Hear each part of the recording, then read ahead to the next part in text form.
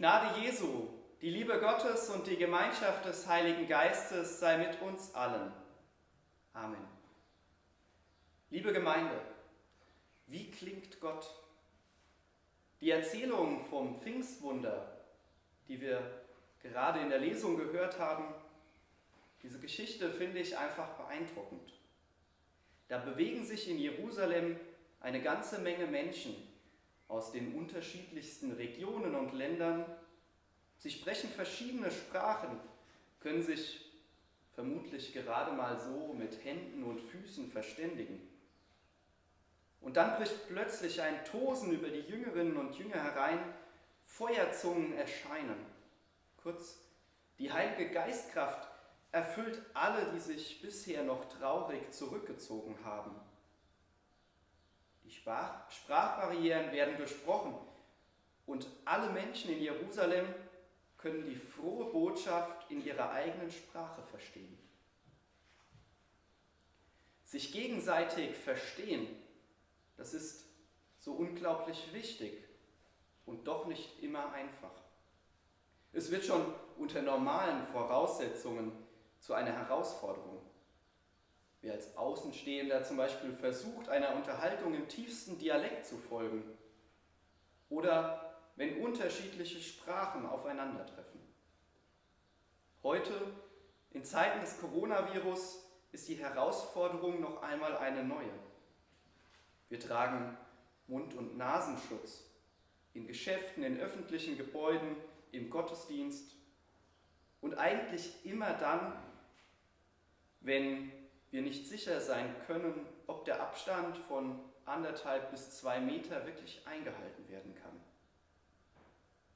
Aber die Masken erschweren das Verständnis. Unsere Stimmen sind gedämpft, es fehlt die Mimik. Und für die, die sowieso beim Hören Probleme haben, fehlt dann auch noch die Sichtbarkeit der Lippenbewegung. All das lässt unseren Alltag anstrengender und schwieriger werden. Wie schnell kommt es dabei zu Missverständnissen und Verärgerungen? Aber all die Vorkehrungen, der Abstand, das Maskentragen, sie sollen uns helfen, gesund zu bleiben. Wie klingt Gott? Klingt er vielleicht gedämpft wie hinter einer Maske? Oder klingt er vielleicht doch klar und hell mit lauter Stimme? Auch die Pfingstgeschichte in der Apostelgeschichte erzählt davon, dass die Menschen unsicher waren. Sie bekommen das Tosen mit, hören das Stimmengewirr der Jüngerinnen und Jünger in ihrer eigenen Muttersprache. Und der erste Gedanke ist, sie sind mit Federweißem abgefüllt, voll besoffen und das schon am frühen Morgen. Da schwingt bei mir gleich das Bild vom Fresser und Weinsäufer mit, durch das Jesus versucht wurde, verächtlich zu machen. Es zeigt mir aber auch, die Botschaft Gottes trifft Menschen mit solcher Wucht, dass sie ihre Gedanken und Gefühle vermutlich erst einmal sortieren müssen. Wie klingt also Gott?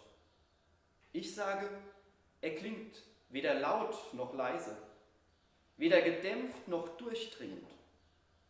Gott erreicht mich direkt im Herzen, ganz ohne Umwege, aber immer wieder auf überraschenden Wegen.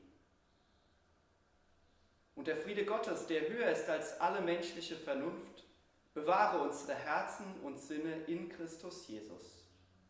Amen.